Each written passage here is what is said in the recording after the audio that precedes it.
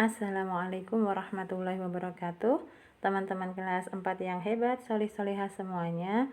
Alhamdulillah hari ini kita berjumpa kembali untuk melanjutkan belajar tematik. Hari ini kita belajar tema 2, selalu berhemat energi. Dan kali ini kita masuk di subtema yang ketiga, yaitu energi alternatif.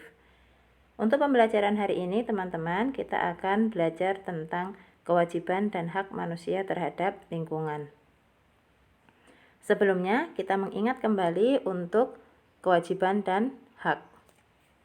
Apa itu kewajiban dan hak? Kewajiban adalah hal-hal yang harus dilakukan atau dilaksanakan dengan penuh tanggung jawab. Jadi, apa saja yang harus kita lakukan? Contoh kewajiban adalah kewajiban mentaati peraturan yang berlaku. Sementara hak adalah sesuatu yang didapatkan atau diterima seseorang jika sudah melakukan kewajibannya. Jadi, akan didapatkan kalau kita sudah melakukan kewajiban kita.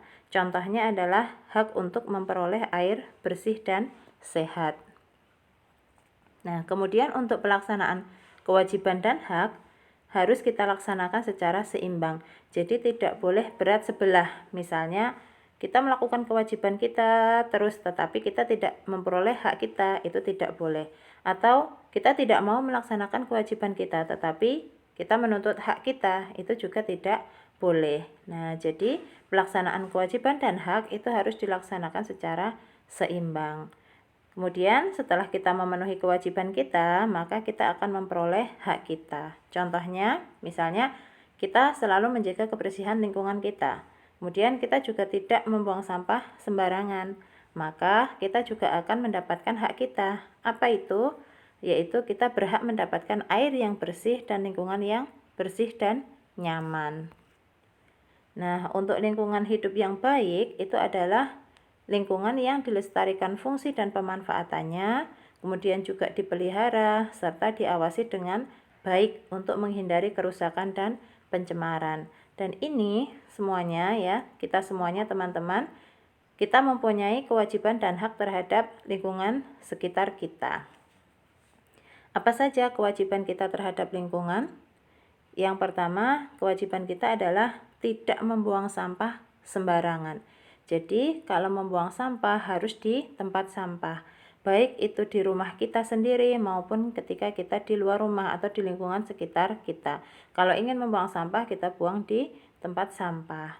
Kemudian, kewajiban kita yang kedua terhadap lingkungan adalah melakukan penanaman kembali atau reboisasi, agar senantiasa ada tanaman-tanaman hijau yang nanti juga akan bermanfaat untuk kehidupan kita.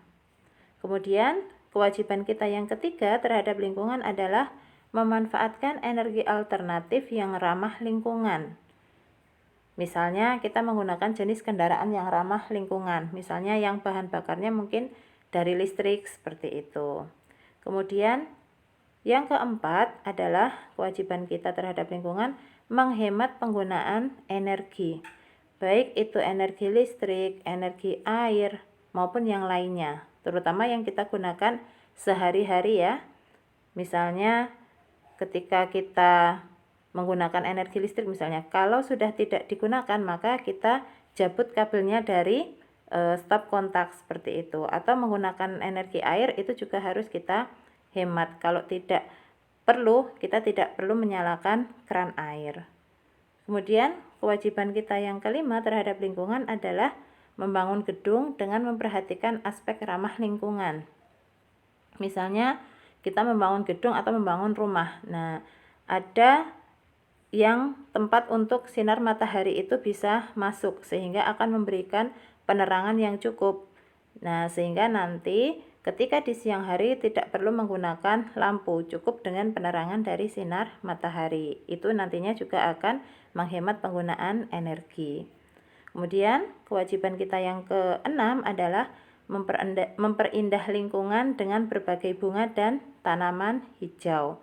Selain untuk bisa memperindah lingkungan, tanaman-tanaman ini nantinya juga akan menghasilkan oksigen yang bisa kita gunakan untuk bernafas setiap hari. Nah, itu tadi contoh kewajiban kita terhadap lingkungan. Kemudian teman-teman, setelah kita melaksanakan kewajiban kita, maka kita juga akan mendapatkan hak kita. Apa saja hak yang akan kita peroleh? Yang pertama adalah kita bisa menikmati segarnya lingkungan hidup. Karena tadi ya, kita sudah melakukan reboisasi, sudah menanam tanaman di kebun kita atau di halaman kita. Kemudian hak kedua yang akan kita peroleh adalah mendapatkan pasokan air yang bersih dan sehat. Karena kita sudah menjaga kebersihan lingkungan itu tadi, tidak membuang sampah sembarangan. Kemudian hak yang ketiga yang akan kita peroleh adalah terbebas dari berbagai polusi dan pencemaran lingkungan. Kemudian hak yang keempat yang akan kita peroleh adalah mendapat kelancaran dalam membangun sarana dan prasarana.